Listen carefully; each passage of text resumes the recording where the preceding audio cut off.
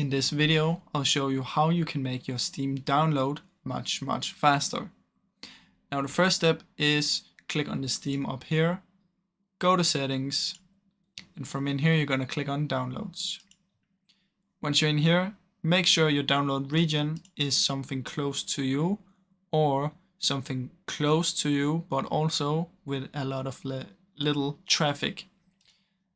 Also check limit download speed, that it's not checked, and if you check it, make sure you enter an unlimited high number like this and it will also work. Now the third step is make sure that you're connected to Ethernet instead of Wi-Fi. So make sure you're not connected to Wi-Fi, but instead you have the cable.